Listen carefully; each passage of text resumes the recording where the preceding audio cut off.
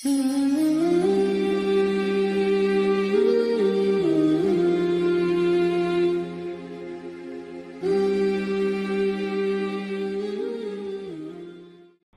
اللہ الرحمن الرحیم۔ ذکر حضور رسالت مآب صلی اللہ علیہ وآلہ وسلم کا، جن پر ہماری جان قربان۔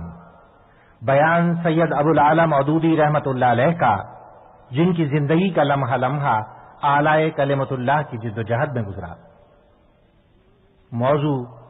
سیرت محمد علیہ الصلاۃ والسلام، جن کو پہنچانا بیان کرنے والے کی سرگرمیوں کا مرکز۔ خطاب ان نوجوانوں سے جو امت کا مستقبل اور اس کی امید ہیں۔ سید ابو العالی مودودی رحمت اللہ علیہ رخصت ہو چکے ہیں، لیکن ان کی دعوت، ان کی جد و جہد، ان کا پیغام، سیرت محمدی صلی اللہ علیہ وسلم کا پیغام آج ساری دنیا میں گونج رہا ہے۔ آج دنیا کا نقشہ وہ نہیں ہے جو 1940 میں اس وقت تھا جب سید ابو العالی مودودی رحمت اللہ علیہ نے لوگوں کو اس پیغام کی طرف بلایا تھا۔ ان کی پکار بلند ہوئی، ان کی صدائے بازگشت دنیا کے ہر حصے میں سنی گئی۔ اب ہر طرف سے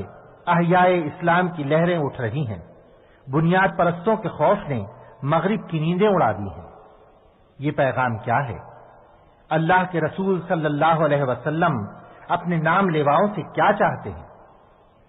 سماع و بصر کو فخر ہے کہ وہ آپ تک خود سید مودودی رحمت اللہ علیہ کی اپنی آواز میں پہنچا رہے ہیں۔ آئیے سننے سے پہلے اس ہستی پر درود بھیجیں جو ہماری محسن ہے، جس نے مصائب اور اذیتیں برداشت کیں لیکن اللہ تعالی کا پیغام ہم تک پہنچایا۔ اللہم صلی علی محمد وعلی آل محمد کما صلیت علی ابراہیم وعلی آل ابراہیم انک حمید مجید۔ اللہم بارک علی محمد وعلی آل محمد کما بارکت علی ابراہیم وعلی آل ابراہیم انک حمید مجید۔ بسم اللہ الرحمن الرحیم۔ محترم وائس چانسلر صاحب اور صدر انجمن اتحاد طلباء، مجھے آپ کے اس عظیم تعلیمی ادارے میں حاضر ہو کر دلی مسرت ہوئی ہے۔ اگرچہ میں 28 سال سے لاہور میں رہتا ہوں، مگر آج پہلا ہی اتفاق ہے کہ میں پنجاب یونیورسٹی کے طلباء کے اجتماع سے خطاب کر رہا ہوں۔ میرے عزیز عبدالشکور صاحب نے جو کچھ میرے متعلق بیان کیا ہے، میں اس کے بارے میں اس کے سوا کیا کہوں کہ اللہ تعالیٰ سے دعا کرتا ہوں کہ وہ میرے ان عزیزوں کے حسن ظن کے مطابق مجھے بنا دے اور یہی ناجیز خدمات کو اللہ تعالیٰ خود قبول فرمائے، کیونکہ اگر اس کے ہاں مقبول ہو اور دنیا بھر میں نامقبول ہو تو کامیابی ہے، اور دنیا بھر میں مقبول ہو مگر اس کے ہاں نامقبول ہو تو میری ناکامی۔ مجھے دعوت دی گئی ہے کہ میں رسول اللہ صلی اللہ علیہ وسلم کی سیرت کے پیغام پر کچھ عرض کروں۔ اس معاملے میں اگر باضابطہ طریقے سے سسٹمیٹیکلی بات کی جائے تو آدمی کو سب سے پہلے اس سوال سے سابقہ پیش آتا ہے کہ سیرت النبی ہی کا پیغام کیوں اور کسی کا پیغام کیوں نہیں، اور نبی بھی صرف سیدنا محمد صلی اللہ علیہ وسلم ہی کی سیرت کا پیغام کیوں اور دوسرے انبیاء کی سیرتوں کا پیغام کیوں نہیں، اور دوسرے پیشوایان دین کا پیغام کیوں نہیں۔ اس لیے میں پہلے اختصار کے ساتھ اس کے بارے میں کچھ عرض کروں گا تاکہ ذہن پوری طرح سے اس بات پر مطمئن ہو جائیں کہ ہمیں فی الواقع نبوت کے پیغام اور نبوت کے پیغام میں بھی سیدنا محمد صلی اللہ علیہ وسلم ہی کے پیغام کی ضرورت ہے۔ یہ ایک حقیقت ہے کہ علم کا سرچشمہ اللہ تعالی کی ذات ہے، جس نے اس کائنات کو بنایا، جس نے انسان کو بنایا، اس کے سوا کائنات کی حقیقتوں کا علم اور خود انسان کی فطرت اور اس کی حقیقت کا علم اور کس کو ہو سکتا ہے؟ خالق ہی اپنے مخلوق کو جان سکتا ہے۔ مخلوق اگر جانے گا تو خالق کے بتانے سے جانے گا، اور مخلوق کے پاس کوئی ذریعہ یہ جاننے کا نہیں ہے کہ حقیقت کا علم کیا ہے۔ ایک وہ چیزیں ہوتی ہیں جن کو آپ اپنے حواس سے چھو، جو چیزیں ایسی ہیں جن کو آپ اپنے حواس سے محسوس کر سکتے ہیں، ہاتھوں سے چھو سکتے ہیں، ناک سے سونگھ سکتے ہیں، زبان سے چکھ سکتے ہیں، آنکھ سے دیکھ سکتے ہیں، اس کے متعلق عالم بالا سے کوئی تعلیم آنے کی ضرورت نہیں۔ وہ آپ کے اپنے تحقیقات اور آپ کے اپنے مشاہدات اور تجربات کا ایک ہے، اس کا حلقہ ہے، اور وہ آپ پر چھوڑا گیا ہے کہ آپ اس کے متعلق خود تحقیق کریں۔ جو معلومات آپ کو اللہ تعالیٰ دیتا جائے، اس معلومات کے مطابق دنیا میں ترقی کرتے جائیں،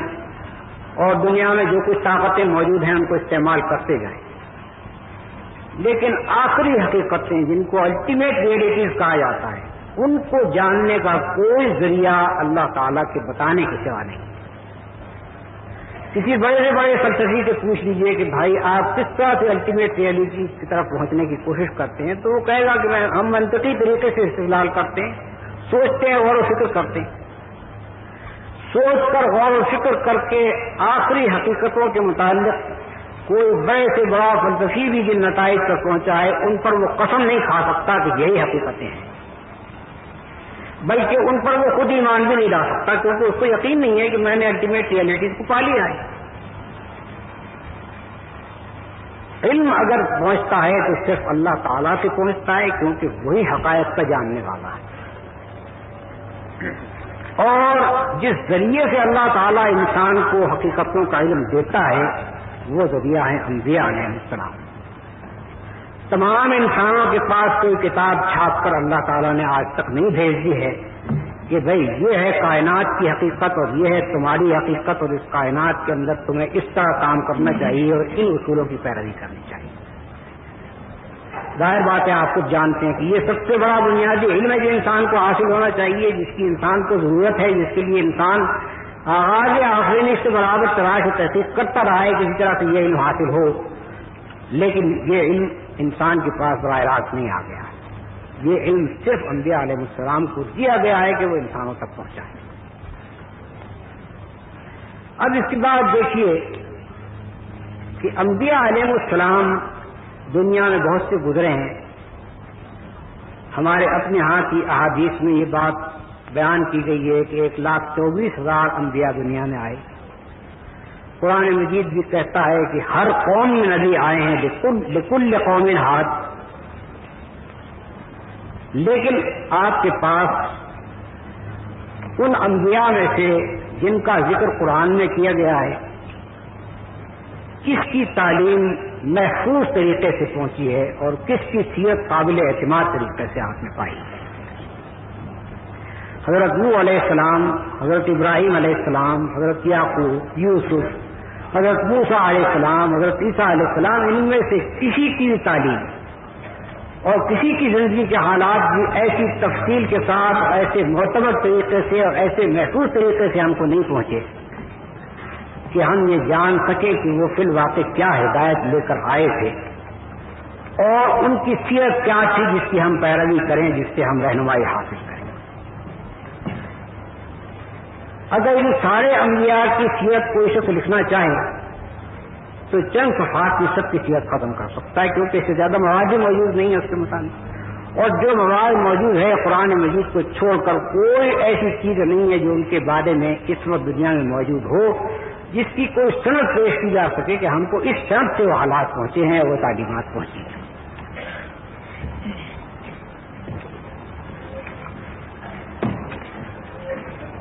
حضرت موسیٰ علیہ السلام اور ان کے بعد کے انبیاء کی تعلیمات کہا جاتا ہے کہ بائبل میں، لیکن خود بائبل سے معلوم ہوتا ہے اور خود انبیاء بنی اسرائیل کی تاریخ سے معلوم ہوتا ہے کہ 6 صدی قبل مسیح میں وہ بائبل جو عبرانی زبان میں تھی اور جو حضرت موسیٰ سے اور حضرت دوسرے انبیاء سے ان کو پہنچی تھی بنی اسرائیل کو، وہ دنیا سے ناپید ہو چکی تھی۔ بابل والوں نے جب حملہ کیا اور یروشلم کو تباہ کیا اور ہیکل وہ جو عبادت گاہ تھی وہاں کی اس کو مسمار کر دیا، تو کوئی چیز اس میں سے باقی نہ رہی جو کتابیں پیش کی تھیں۔ 300-400 برس کے بعد پھر علماء بنی اسرائیل نے بنی اسرائیل کی تاریخ مرتب کر کے اس کے تاریخ کے درمیان بعض وہ چیزیں جو وحی کے ذریعے سے حضرت موسیٰ علیہ السلام کو یہ بات کے انبیاء کو ملی تھی وہ اس کے اندر درج کر دی، لیکن وہ عبرانی زبان کی تورات اور کتب صادقین وہ بھی دنیا سے نہ پائے، صرف اس کے یونانی ترجمے دنیا کو پہنچے ہیں جن سے اور تراجم ہو کر ساری دنیا کے اندر پھیلے ہیں۔ کچھ نہیں معلوم کہ کون لوگ تھے جنہوں نے ان کتابوں کو مرتب کیا، کچھ نہیں معلوم کہ کس زمانے میں مرتب کیا، کچھ نہیں معلوم کہ بعد کی نسلوں تک کس صنعت سے کن واسطوں سے یہ چیز پہنچی، یعنی کوئی چیز اوتھینٹک نہیں۔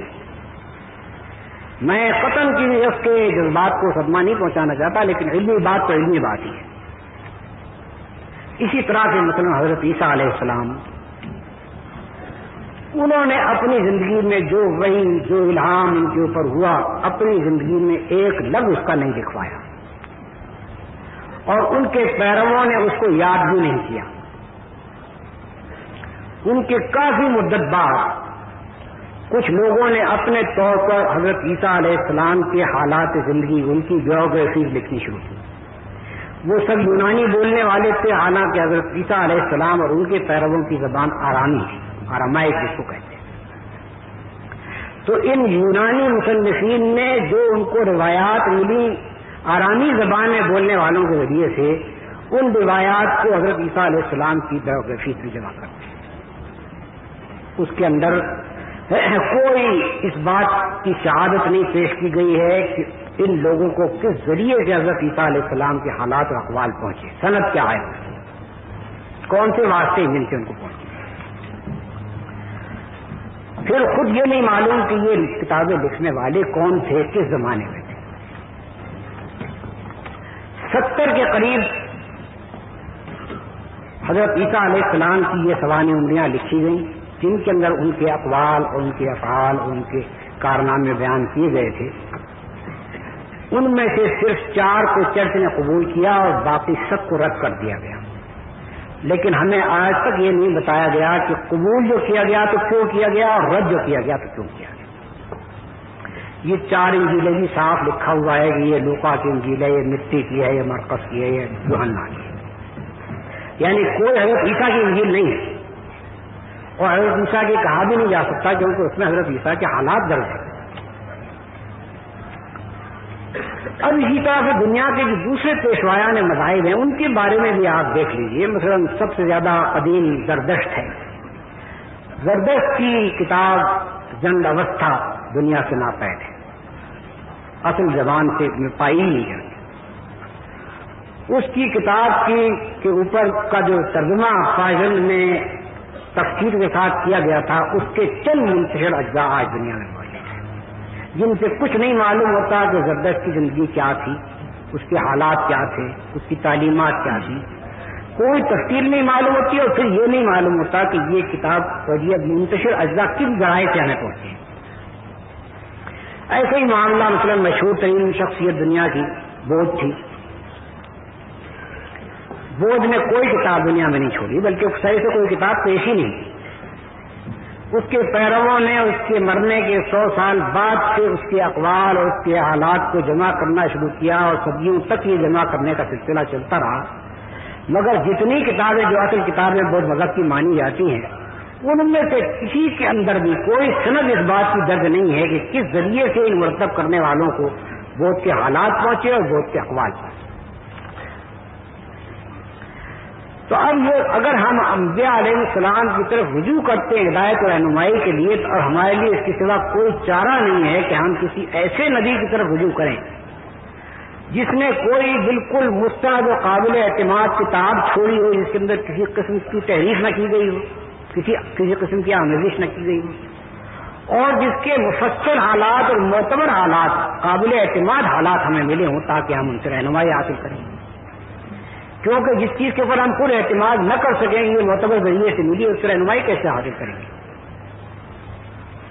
اب دیکھیے رسول اللہ صلی اللہ علیہ وسلم نے ایک کتاب پیش کی کہ یہ اللہ تعالیٰ کا کلام ہے جو مجھ پر نازل ہوتا ہے۔ اس کتاب کو تمام چیزوں کی آمیزش سے پاک رکھا گیا۔ رسول اللہ صلی اللہ علیہ وسلم کا کوئی قول اس میں شامل نہیں ہے، آپ کے حالات میں سے کوئی حال اس میں شامل نہیں ہے، اس کے اندر کوئی عربوں کی تاریخ درج نہیں ہے، اس کے اندر وہ حالات درج نہیں ہے جن سے رسول اللہ صلی اللہ علیہ وسلم کو سابقہ پیش آ رہا تھا۔ کوئی چیز بھی جس طرح سے کہ بنی اسرائیل نے اپنی تاریخیں پوری طرح سے بائبل میں داخل کر دی، قرآن میں نہیں، کلام الہی بالکل خالص شکل میں اس کے اندر جمع کیا گیا۔ یہ پہلی خصوصیت ہے جو دوسری مذہبی کتابوں سے نہ پائے۔ دوسری عظیم خصوصیت یہ ہے کہ اس کتاب کو جس وقت سے رسول اللہ صلی اللہ علیہ وسلم پر یہ نازل ہونی شروع ہوئی اسی وقت سے آپ نے لکھوانا شروع کر دیا۔ جب وحی آتی تھی آپ کسی کاتب وحی کو بلاتے تھے، اس کو ڈکٹیٹ کرتے تھے، وہ اس کو لکھتا تھا، پھر آپ کو سناتا تھا کہ میں نے کیا لکھا ہے۔ جب آپ اطمینان کر لیتے تھے کہ اس نے صحیح لکھا ہے تب آپ اس کو محفوظ کرتے تھے۔ ہر چیز نازل ہوتی تھی آپ کے اوپر، اس کے بارے میں آپ ہدایت کرتے تھے کہ اس آیت یا ان آیات کو فلاں جگہ فلاں سورے کے اندر رکھو، یعنی ترتیب بھی آپ برابر دیتے جا رہے تھے۔ پھر نماز کے متعلق یہ ہدایت تھی کہ نماز میں قرآن مجید پڑھنا چاہیے، اس لیے صحابہ کرام کے لیے لازم ہو گیا تھا کہ قرآن کا کوئی نہ کوئی حصہ وہ یاد کریں، اس طرح حافظے میں ہی محفوظ ہو رہا تھا۔ اور جن لوگوں نے رسول اللہ صلی اللہ علیہ وسلم سے قرآن سیکھا تھا، اس کی تعلیم حاصل کی تھی، ان میں سے بعض نے اس کو لکھنا بھی شروع کر دیا، یعنی ایک تو وہ جگہ وہ لکھا جا رہا تھا جو حضور کے حکم سے کاتبین وہی لکھتے تھے، اور ایک بعض لکھے پڑے صحابہ اپنی جگہ بھی لکھتے جا رہے ہیں۔ تو حافظہ اور کتابت دونوں ذریعوں سے قرآن مجید کو اول روز سے محفوظ کرنا شروع کر دیا گیا۔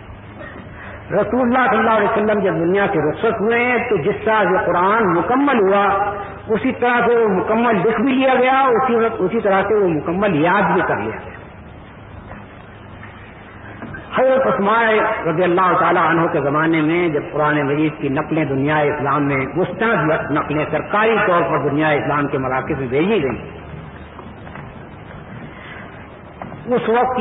کے نسخوں میں سے 2 آج تک بھی موجود ہیں جن کے متعلق یہ اطمینان ہے کہ یہ حضرت عثمان کے لکھوائے ہیں۔ ایک تاشقند میں موجود ہے اور ایک استنبول میں موجود ہے۔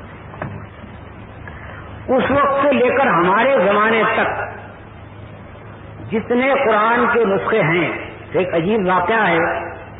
کہ جرمنی کی میونخ یونیورسٹی میں ایک انسٹیٹیوٹ اس غرض کے لیے قائم کیا گیا کہ قرآن کے متعلق تحقیقات کرے۔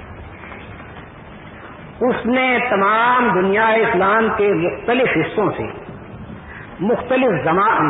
زمانوں کے لکھے ہوئے قرآن مجید کے قلمی نسخے 42,000 کی تعداد میں جمع کیے۔ 50 سال تک ان پر تحقیقاتی کام کیا گیا، اور آخر میں جو رپورٹ دی گئی وہ یہ تھی کہ ان نسخوں میں اگرچہ یہ پہلی صدی سے لے کر اس زمانے تک کے ہیں، ان نسخوں میں کہیں کوئی تغیر نہیں پائے گا، سب یکساں ہیں، سوائے سے کہیں کوئی کتابت کی غلطی کسی نسخے میں ہے، لیکن یہ کہ اس کے اندر کوئی آلٹریشن ہو، کسی قسم کا تغیر رد و بدل ہو، یہ نہیں پایا گیا۔ افسوس یہ ہے کہ کسی جنگ عظیم میں جب جرمنی پر جب بمباری کی گئی تو وہ انسٹیٹیوٹ برباد ہو گیا، لیکن اس کی جو رپورٹ تھی جس میں اس نے اپنے نتائج تحقیق بیان کیے تھے وہ ناپید نہیں ہوئے دنیا میں۔ یعنی یہ بات اب مسلم ہے، نہ صرف مسلمانوں کے پاس بلکہ تمام کفار بھی اس کو مانتے ہیں کہ قرآن جیسا نبی صلی اللہ علیہ وسلم نے پیش کیا تھا ویسا ہی انہی الفاظ میں اسی ترتیب کے ساتھ آج نہیں۔ اس کے معنی یہ ہے کہ ایک بہت بڑا ذریعہ ہدایت نبی کے ذریعے سے جو بھیجا گیا تھا وہ صرف قرآن کی شکل میں موجود ہے، باقی دوسری کسی زبان میں وہ اصل اللہ تعالیٰ کی بھیجی ہوئی ہدایت محسوس نہیں۔ اب دوسری چیز کو دیکھیے رسول اللہ صلی اللہ علیہ وسلم کی سیرت۔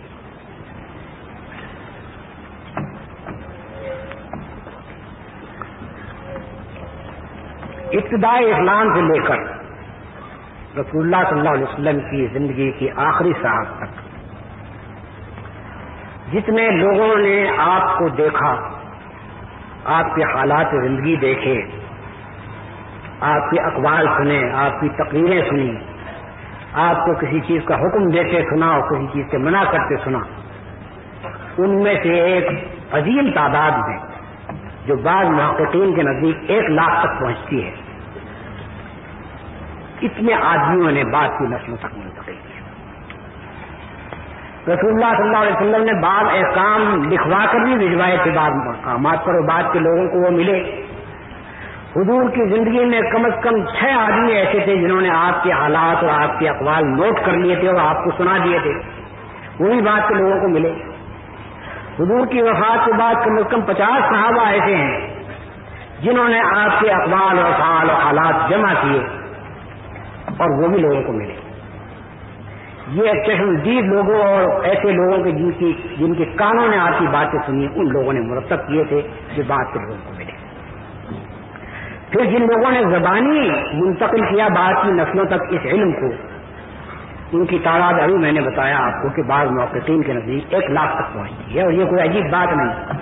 کیونکہ آخری حج جو رسول اللہ صلی اللہ علیہ وسلم نے کیا ہے وہ حجۃ الوداع، اس میں 1,24,000 آدمی شامل ہیں۔ اتنے آدمیوں نے آپ کو حج کرتے ہوئے دیکھا، آپ کا ایک ایک فعل جو آپ نے حج میں کیا اس کو دیکھا، آپ کی تقریریں سنی جو آپ نے حجۃ الوداع کے موقع پر کی۔ اب یہ ساری چیزیں ان صحابہ نے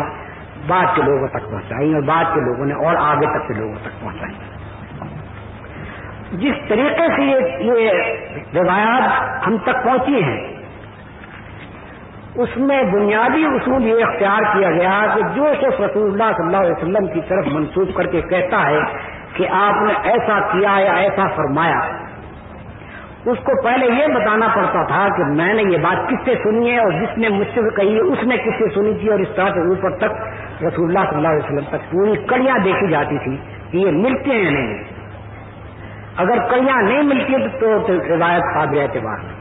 اگر کڑیاں متصل ہیں رسول اللہ صلی اللہ علیہ وسلم تک پہنچتی ہیں تب وہ روایت قابل لحاظ۔ دنیا کی تاریخ میں کسی انسان کے حالات اس طرح سے مرتب ہوئے، کوئی مثال آپ کو اور ملتی ہے کہ جس میں اس زمانے کے پچھلی صدی کے جو بڑے لوگ ہیں ان کے متعلق ہی آپ دیکھ لیجیے، اگر اس معیار پر جاتے جائے تو کسی کے صحیح حالات ہم تک نہیں پہنچے۔ یہ تفصیل کہ کس نے کس سے سنا، اس نے کس سے سنا، اس نے کس سے سنا، برابر رسول اللہ صلی اللہ علیہ وسلم تک تمام واسطے بیان کرتا ہے نہیں ہوئے۔ پھر جب اگر تمام واسطے وہ بیان کرتا ہے اس کے بعد پھر یہ دیکھا جاتا تھا کہ جن لوگوں سے وہ روایت کر رہا ہے ان لوگوں کے حالات کیا تھے، ان کے حالات زندگی پر کتابیں لکھ دی گئی، ان کے متعلق تفصیل سے بتایا گیا کہ کون قابل اعتبار تھے اور کون قابل اعتبار نہ تھے، کس کا کیریکٹر کیا تھا، کس کا حافظہ کیسا تھا، کون کس شخص سے ملا تھا جس کی طرف سے وہ روایت کر رہا ہے اور کون نہ ملا تھا اور اس روایت اس سے کر رہا ہے۔ اس طرح سے اتنے بڑے پیمانے پر یہ ساری معلومات جمع کر دی گئی کہ آج بھی ہم ایک ایک حدیث کے متعلق یہ جانچ سکتے ہیں کہ وہ قابل اعتماد رائے سے آئی ہے یا ناقابل اعتماد رائے سے۔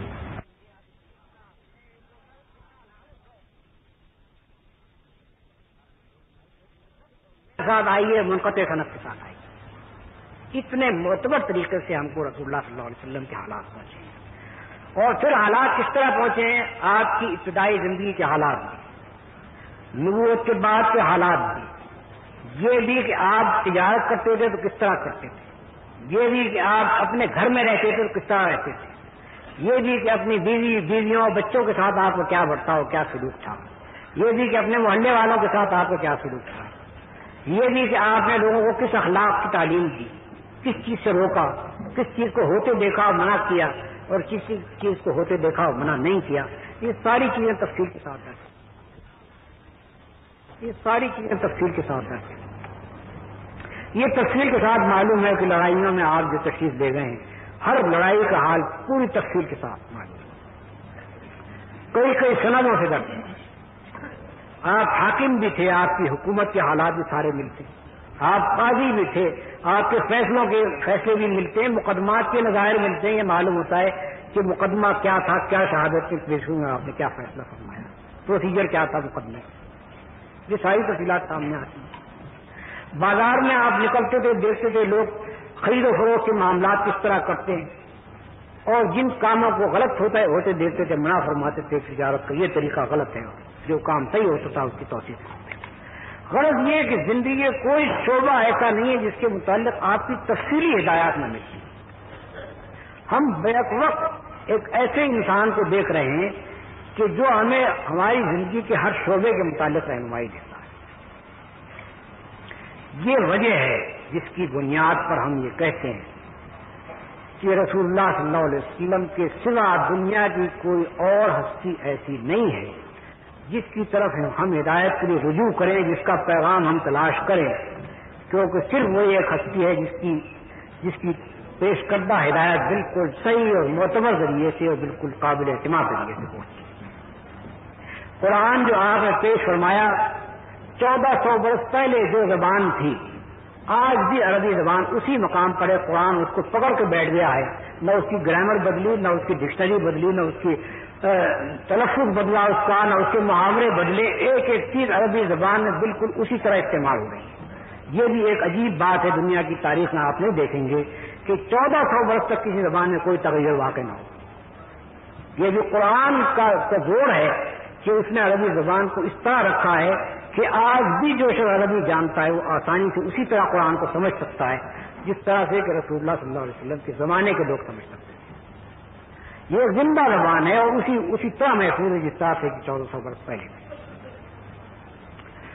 اس سے میں چاہتا تھا کہ آپ کو اس امر کا پورا اطمینان دلائل کے ساتھ ہو جائے کہ جہاں سے ہم ہدایت لے رہے ہیں وہ قابل اعتماد جگہ ہے۔ اب میں آپ کو بتاتا ہوں کہ رسول اللہ صلی اللہ علیہ وسلم سے ہمیں کیا پیغام ملتا ہے، کیا ہدایت ملتی ہے۔ اولین چیز جو ہمیں نظر آتی ہے وہ یہ ہے کہ رسول اللہ صلی اللہ علیہ وسلم قوم، وطن، رنگ، نسل، زبان کسی چیز سے بحث نہیں کرتے،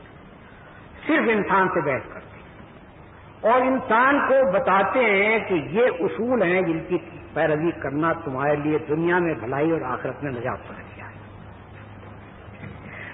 ان اصولوں کو جو بھی مان لے اس کو ایک امت بنا دیتے ہیں، ساری دنیا کے لیے ایک عالمگیر امت۔ کوئی چاہے جاپان کا رہنے والا ہو، کوئی چاہے موروکو کا رہنے والا ہو، کوئی چاہے امریکہ کا رہنے والا ہو، کوئی چاہے کینیڈا کا ہو اور کوئی چاہے جنوبی افریقہ کا ہو، جہاں کا بھی کوئی انسان ہے، جس نسل کا بھی ہے، جو زبان بھی بولتا ہے، جو رنگ بھی اس کی کھال کا ہے، اس کو وہ اگر یہ اصول مان لیتا ہے تو ایک امت ہے، اور اس امت میں اس کے وہی حقوق ہیں جو کسی عرب کے ہو سکتے ہیں، خود رسول اللہ صلی اللہ علیہ وسلم کے اپنے خاندان کے، کوئی فرق نہیں، کسی لحاظ سے کوئی امتیاز نہیں۔ اب آپ دیکھیے کہ یہ کتنی بڑی اہم تعلیم ہے انسانیت کی فلاح کی۔ انسان کو جس چیز نے تباہ کیا ہے وہ ان امتیازات نے تباہ کیا ہے جو انسان نے انسان کے درمیان قائم کیے۔ کہیں انسان کو نجس قرار دیا گیا اور کہا گیا کہ یہ اچھوت ہے، اس کے وہ حقوق نہیں ہیں جو برہمن کے حقوق ہیں۔ کہیں انسان کو فنا کر دینے کے قابل قرار دیا گیا کیونکہ وہ امریکہ میں پیدا ہوا اور ایسی حالت میں پیدا ہوا جبکہ امریکنس کو اس زمین کی ضرورت تھی جس زمین کا وہ پہلے سے رہتا تھا، لہذا اس کو فنا کر دینا چاہیے کیونکہ وہ ریڈ انڈین ہے۔ کالے آدمیوں کو پکڑ کے لے جاؤ، قریب 10 کروڑ کالے افریقہ سے منتقل کیے گئے ویسٹ انڈیز اور امریکہ وغیرہ، جن میں سے بمشکل 2.5-3 کروڑ زندہ پہنچے، باقی سب راستے میں تباہ ہو گئے۔ اور جس طرح کا غلامی کا سلوک ان کے ساتھ پہلے کیا گیا وہ تو کیا گیا، اب جا کر بھی دیکھ لیجئے کہ ان کے ساتھ کیا امتیاز بڑھتا جاتا ہے اور کیا ان کے حقوق ہیں۔ تو اس طرح سے نوع انسانی کے لیے قوم، وطن، نسل، رنگ، ان چیزوں کے اختلافات بہت بڑی مصیبت کا ذریعہ بنے رہے ہیں۔ اسی بنیاد کے اوپر لڑائیاں ہوتی رہی ہیں، اسی بنیاد پر ملک چڑھ دوڑا ہے، قوم پر قوم چڑھ دوڑی، اور اسی بنیاد پر نسلیں تباہ کر دی گئی، برباد کر دی گئی، مٹا دی۔ رسول اللہ صلی اللہ علیہ وسلم نے اس چیز کا ایسا علاج فرمایا کہ دشمنان اسلام بھی مانتے ہیں کہ رنگ اور نسل و وطن کے امتیازات کو جس کامیابی سے اسلام نے حل کیا ہے ایسی کامیابی کسی کو نہیں۔ میلکم ایکس امریکہ کا نیگرو لیڈر جب وہ حج کے لیے گیا، پہلے وہ شدید نسلی تعصب میں، رنگ کے تعصب میں مبتلا تھا، لیکن جب وہ حج کے لیے گیا اور اس نے دیکھا کہ مشرق سے مغرب تک اور جنوب سے شمال تک ہر نسل اور ہر قوم کے لوگ، ہر رنگ کے لوگ آ رہے ہیں، سب کے سب ایران کے لباس کے اندر آ کر بالکل یکساں، اور ہر ایک کا برتاؤ دوسرے کے ساتھ برادرانہ، تو وہ پکار اٹھا کہ نسل کے مسئلے کا اور رنگ کے مسئلے کا یہ علاج ہے اور کوئی علاج نہیں۔ وہ اس کی سوانی عملی موجود ہے، شائع شدہ موجود ہے، اس کے اندر اس کا یہ قول موجود ہے، صاف کہتا ہے کہ یہ ہے اصل علاج جو اسلام نے کیا، حالانکہ اس سے پہلے وہ رنگ کے تعصب میں اترا۔ اب انسان کو رسول اللہ صلی اللہ علیہ وسلم جو پیغام دیتے ہیں اس کو آپ دیکھیے تو آپ کو معلوم ہوگا کہ وہ پیغام کسی قوم یا کسی قبیلے یا کسی نسل کے مفاد کے لیے نہیں ہے، اور وہ کسی زمانے تک کے لیے بھی محدود نہیں ہے، وہ تمام زمانوں کے لیے، تمام انسانوں کے واسطے ہے۔ اس کے اندر ایسی کوئی علامت ہی نہیں پائی جاتی کہ وہ کسی محدود وقت کے لیے ہو یا کسی محدود علاقے کے لیے ہو یا کسی محدود نسل یا قوم کے لیے ہو۔ پہلی بات جو آپ انسان کو دعوت دیتے ہیں وہ یہ دیتے ہیں کہ اللہ تعالیٰ کو مانو، اس کی وحدانیت کو مانو۔ اس معنی میں نہیں کہ اللہ تعالیٰ ہے، اس معنی میں نہیں کہ اللہ تعالیٰ ایک ہے، نہیں، بلکہ اس معنی میں کہ اس کائنات کا خالق، مالک، مدبر، حاکم صرف اللہ تعالیٰ ہے۔ کوئی دوسری ہستی ساری کائنات میں ایسی نہیں ہے جس کے پاس اقتدار حاکمیت ہو، جو ساورنٹی کا حامل ہو، جس کو حکم دینے کا حق ہو، جس کو منع کرنے کا حق ہو، جس کے حرام کرنے سے کوئی چیز حرام ہو، جس کے حلال کرنے سے کوئی چیز حلال ہو۔ کسی کو یہ حق نہیں ہے، کیونکہ جو مالک ہے وہی یہ حق رکھتا ہے کہ اپنی پیدا کردہ چیزوں میں جس چیز سے چاہے منع کر دے اور جس چیز کو چاہے اجازت دے۔ اس حیثیت سے مانو، اور اس حیثیت سے مانو کہ ہماری تقدیر اس کے ہاتھ میں ہے، اس حیثیت سے مانو کہ ہمارا جینا اور مرنا بالکل اس کے ہاتھ میں، جس وقت چاہے وہ ہمیں موت دے سکتا ہے، جس وقت تک چاہے وہ زندہ رکھ سکتا ہے۔ اگر اس کی طرف سے موت آئے، دنیا کی کوئی طاقت بجا لینے والی نہیں ہے۔ اگر وہ زندگی عطا کرے یا زندگی بچائے تو دنیا کی کوئی طاقت انسان کو ہلاک کرنے والی نہیں۔ یہ تصور خدا کا رسول اللہ صلی اللہ علیہ وسلم نے انسان کے لیے پیش کیا، اور اس کے بعد پھر یہ بات پیش کی کہ تمہارا کام اللہ کی اطاعت کے سوا اور کسی کی اطاعت کرنا نہیں ہے۔ کوئی تمہارا مالک اور حاکم ہے ہی نہیں، تم صرف اللہ کے بندے ہو، اسی کی تمہیں اطاعت کرنی چاہیے۔ ساری کائنات جس طرح اس کی اطاعت کر رہی ہے اسی طرح سے تم کو بھی اس کی اطاعت کرنا چاہیے۔ وہ دوسرے الفاظ میں یوں سمجھیے کہ جب کہ ساری کائنات خدا کے حکم کے تحت چل رہی ہو اور ہم خدا کے سوا کسی اور کے حکم کے تحت چل رہے ہوں، یا خود اپنی مرضی سے چل رہے ہیں اور اپنے خود مختار بن کر، تو گویا ہماری زندگی کائنات کی زندگی کے ساتھ پوری طرح سے متصادم ہے، ایک مستقل کانفلکٹ ہے جو ہماری اور ساری کائنات کے درمیان ہو رہا ہے۔ اس تصادم کو رسول اللہ صلی اللہ علیہ وسلم نے کہا کہ ختم کرو۔ تمہاری زندگی کا قانون اور ضابطہ بھی وہی ہونا چاہیے، ساری کائنات کی زندگی کا قانون اور ضابطہ ہے۔ تمہارا حاکم بھی وہی ہونا چاہیے، ساری کائنات کا حاکم ہے۔ جس طرح سے کوئی بیل کسی بیل کا مالک نہیں ہے، اسی طرح سے کوئی انسان بھی کسی انسان کا مالک نہیں ہے۔ سارے انسان صرف اللہ تعالیٰ کے بندے ہیں اور ان کو خدا کے قانون کی پابندی کرنی چاہیے۔ تیسری بات جو رسول اللہ صلی اللہ علیہ وسلم نے بتائی وہ یہ ہے کہ جو قانون اللہ تعالیٰ نے بھیجا ہے وہ نبی کی حیثیت سے میرے ذریعے سے بھیجا، میں خود بھی اس قانون کا پابند ہوں، مجھے کوئی حق خود بھی اس کے اندر ترمیم کرنے کا نہیں ہے۔ میں اتباع کرنے پر مامور ہوں، اپنی طرف سے کوئی نئی چیز پیدا کرنے پر مامور نہیں ہوں۔ میں بھی اس کی پابندی کروں گا اور تم بھی اس کی پابندی کرو گے۔ قانون الہی جو کتاب اللہ کی صورت میں ہو یا رسول اللہ صلی اللہ علیہ وسلم کی سنت کی شکل میں، اس کی پیروی انسان کو کرنی چاہیے، باقی تمام قوانین کو رد کر دینا چاہیے۔ صحابہ کرام کا قاعدہ تھا کہ رسول اللہ صلی اللہ علیہ وسلم جب کسی بات کا حکم دیتے تھے اور ان کے دل میں کوئی شبہ پیدا ہوتا تھا تو وہ پوچھتے تھے کہ یا رسول اللہ یہ خدا کے حکم سے آپ فرما رہے ہیں یا خود آپ کی اپنی رائے؟ اگر خدا کے حکم سے آپ فرما رہے ہیں تو سر جھکا ہوا ہے، اطاعت کریں، لیکن اگر آپ کی رائے ہے تو ہم اپنی رائے پیش کرتے ہیں، ان پر بھی غور فرمائیے، اگر پسند ہو تو قبول فرمائیے۔ یعنی اس طرح سے رسول اللہ صلی اللہ علیہ وسلم نے لوگوں کو تربیت دی کہ خدا کی بندگی کرو، خدا کے رسول تک کی بندگی نہ کرو۔ یہ دوسری اہم ترین بات ہے جو انسان کو پوری آزادی عطا کر دیتا ہے، انسان کو تمام غلامیوں سے نکال دیتا ہے اور صرف ایک کی بندگی میں داخل کرتا ہے، جس کے فی الواقع ہم بندے پیدا ہوئے ہیں، جس کی بورن سبجیکٹ ہے، پیدائشی رعایت، جس کی رعیت ہونے سے نکل نہیں سکتے۔ تیسری بات جو رسول اللہ صلی اللہ علیہ وسلم نے انسان کو بتائی وہ یہ ہے کہ تم خدا کے سامنے جواب دو، تم اس دنیا میں شترے بے مہار نہیں ہو کہ اپنی مرضی سے جو چاہو کرتے پھرو، جس کھیت میں چاہو چرو، اور تمہیں کوئی پوچھنے والا نہ ہو، بلکہ تم اپنے ایک ایک فعل، اپنے ایک ایک قول، اپنی پوری زندگی کے متعلق خدا کے سامنے جواب دہ ہو۔ مرنے کے بعد تم کو اٹھنا پڑے گا اور اپنے اعمال کی جواب دہی کرنی پڑے گی۔ یہ ایک ایسی طاقت تھی اخلاقی کہ گویا ایک ایک انسان کے ضمیر میں ایک پولیس مین بٹھا دیا گیا کہ جو اس کو خود روکتا ہے برائی کرنے سے۔ باہر کوئی طاقت روکنے والی ہو یا نہ ہو، مگر جس شخص کو یہ یقین ہو کہ مجھے خدا کے سامنے جا کر جواب دہی کرنی ہے، وہ کبھی خلوت میں، کبھی اندھیرے میں، کبھی جنگل میں، کبھی کسی سنسان مقام پر بھی اللہ کی نافرمانی نہیں کر سکتا، بشرطے کہ اس کو یہ احساس ہو کہ میں جواب دوں۔ اس سے بڑا انسان کے لیے ریفارم کا، اس کی اصلاح کا، اس کے اخلاق بنانے کا کوئی ذریعہ نہیں۔ دوسرے جتنے بھی ذرائع سے آپ اخلاق بنانے کی فکر کریں گے، ان میں بڑی سے بڑی چیز اگر کہی جا سکتی ہے تو وہ یہ ہے کہ honesty is the best policy, ایمانداری بہتر پالیسی ہے۔ یعنی اس کے معنی یہ ہے کہ اگر پالیسی کے اعتبار سے بے ایمانی کی ضرورت ہو تو کرو، پالیسی کی حیثیت سے آپ ایماندار ہیں، مگر اسلام نے یہ سکھایا کہ نہیں، پالیسی کی حیثیت سے نہیں، ایمانداری کرنا تمہارے لیے ضروری ہے، ایمانداری کرنا تمہاری عین وجود میں شامل ہے۔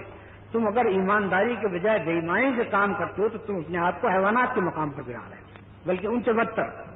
جیسا کہ قرآن میں کہا گیا ہے کہ ثم رددناہ اسفل سافلین۔ کوئی جانور بھی جھوٹ نہیں بولتا، لیکن انسان جھوٹ بولے تو ظاہر بات ہے جانور سے بدتر ہوا۔ تو اس طرح سے رسول اللہ صلی اللہ علیہ وسلم نے انسان کو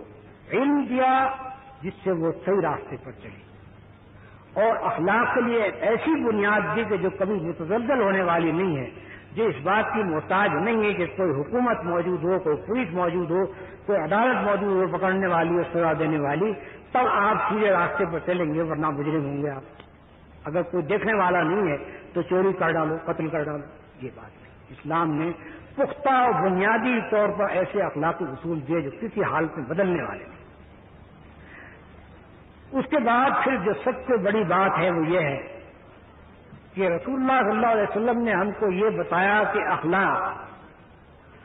صرف رہبانیت کے گوشوں کے لیے نہیں ہے، صرف خانقاہوں کے لیے نہیں ہے، بلکہ اخلاق دنیا کی زندگی میں برتنے کے لیے ہے۔ تم دنیا میں اگر تجارت کرتے ہو تو تجارت میں وہ اخلاق برتو جو گوشہ عزلت کے اندر پہلے برتنے کا خیال ظاہر کیا جاتا ہے۔ تجارت میں ایمانداری کرو۔ آپ نے ہدایت دی کہ تمہارے مال میں اگر عیب ہے تو تم بیان کرو خریدنے والے سے کہ میرے مال میں یہ عیب ہے، اس کو خبردار کر کے بیچو۔ یہ نہیں ہو سکتا کہ تم اس کو اگر خبردار نہ کرو اور بیچ ڈالو اور خدا کے ہاں تم حرام خور نہ قرار پاؤ۔ اسی طرح سے آپ نے مثلا عدالت ہے، جو اخلاق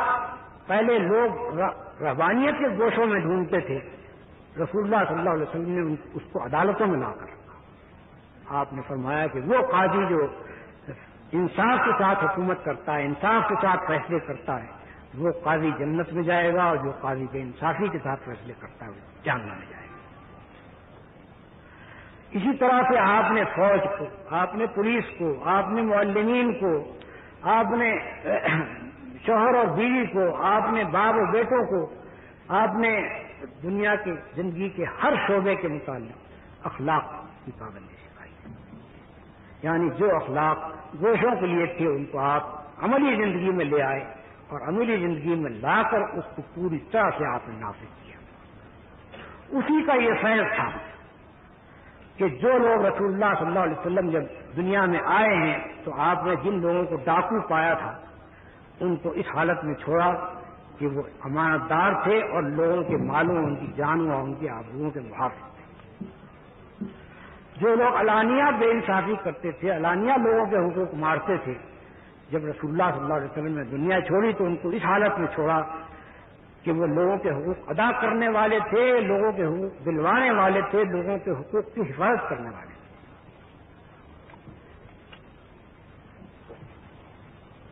دنیا ان فوجوں سے واقف ہے جو کسی شہر میں اگر فاتحانہ گھستے تھے تو اس شہر میں قتل عام کرتے تھے، اس شہر کو آگ لگا دیتے تھے، اس شہر کے تمام باشندوں کو جتنا ذلیل و خوار کر سکتے کرتے تھے۔ لیکن رسول اللہ صلی اللہ علیہ وسلم نے وہ فوج دکھائی کہ جب فتح مکہ کے موقع پر آپ داخل ہوئے ہیں تو آپ کا سر خدا کے سامنے جھکا جا رہا تھا، اونٹ کے اوپر سوار تھے مگر سر کجاوے سے مل رہا تھا، کوئی فخر و غرور نہیں۔ خانہ کعبہ کے دروازے میں کھڑے ہو کر جو تقریر فرمائی ہے اس کے اندر فرمایا کہ کسی کو کسی پر فوقیت نہیں، نہ عربی کو عجمی پر، نہ عجمی کو عربی پر۔ تمہارا جو اللہ تعالیٰ نے تم سے اس جاہلیت کی نخوت جو تمہارے اندر تھی آج دور کر دی، تم سب انسان ہو اور انسانوں کے درمیان عزت والا صرف وہ ہے جو تقوی کرنے والا۔ جو لوگ کہ رسول اللہ صلی اللہ علیہ وسلم کو 13 برس تک عذاب میں مبتلا کرتے رہے، طرح طرح کی سزائیں دیتے رہے، یہاں تک کہ گھر سے نکال دیا، اور جو لوگ کہ 8 برس تک رسول اللہ صلی اللہ علیہ وسلم سے لڑتے رہے، جب فاتح ہو کر آپ وہاں پہنچے تو آپ نے پوچھا کہ تمہارا کیا خیال ہے کہ میں تمہارے ساتھ کیا سلوک کروں گا؟ انہوں نے کہا کہ آپ کریم ہیں اور آپ ہمارے بھائی ہیں۔ آپ نے فرمایا کہ لا تکلیف علیکم، آج تم سے کوئی معاوضہ نہیں، جاؤ تو سب آزاد۔ تو یہ ایسا فاتح دنیا میں کوئی نہیں پایا گیا، ایسے فاتح پائے گئے ہیں جنہوں نے لاکھوں انسانوں کو تباہ کیا،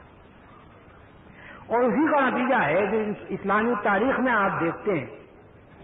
کہ جب عیسائیوں نے بیت المقدس کو فتح کیا تو اتنا قتل عام کیا کہ گھوڑوں کے گھٹنوں تک خون آ گیا، لیکن جب صلاح الدین فاتح ہو کر اسی بیت المقدس میں داخل ہوا تو ایک آدمی بھی بیجا طریقے سے قتل نہیں کیا،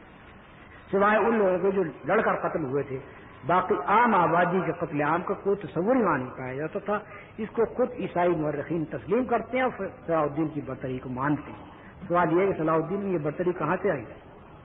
محمد رسول اللہ صلی اللہ علیہ وسلم کی ہدایت نہ تھی تو اور کون سی چیز تھی جو ان کو اس راستے کے لے جائے؟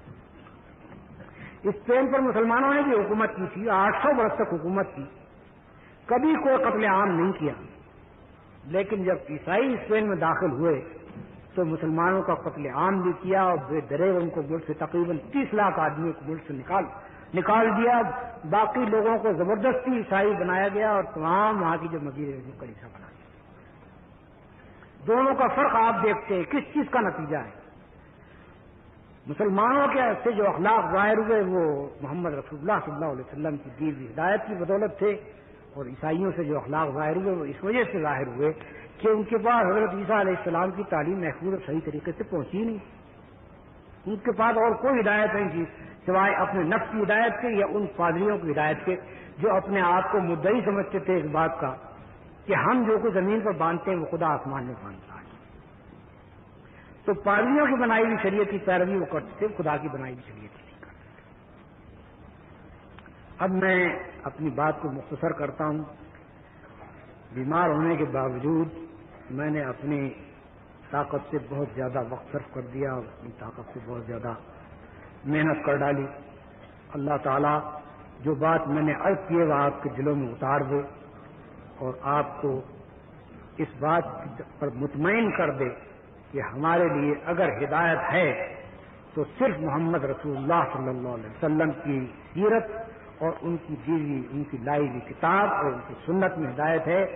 باقی نہ دنیا میں کوئی قدیم شخصیت ایسی ہے، نہ اس زمانے کی شخصیت ایسی ہے، نہ پچھلی صدی کی ایسی ہے، نہ اس صدی کی ایسی ہے جس کے پیچھے ہم چلیں اور جس کی دیوی رہنمائی کو ہم قبول کریں اور جس کی کتاب کو ہم دیے پھریں کہ یہ ہمارے لیے ہدایت ہے۔ نہایت نادان ہیں، نہایت بدقسمت ہیں وہ لوگ کہ جو مسلمانوں کے گھروں میں پیدا ہوئے، جن کے پاس قرآن موجود ہے، جن کے پاس رسول اللہ صلی اللہ علیہ وسلم کی سیرت موجود ہے، اور وہ ہدایت کے لیے ڈھونڈتے پھرتے ہیں دنیا بھر میں دوسرے لوگوں کو جن کے پاس نہ کوئی ہدایت الہی تھی اور نہ کوئی کتاب منیر تھی۔ بآخر دعوانا الحمدللہ رب العالمین۔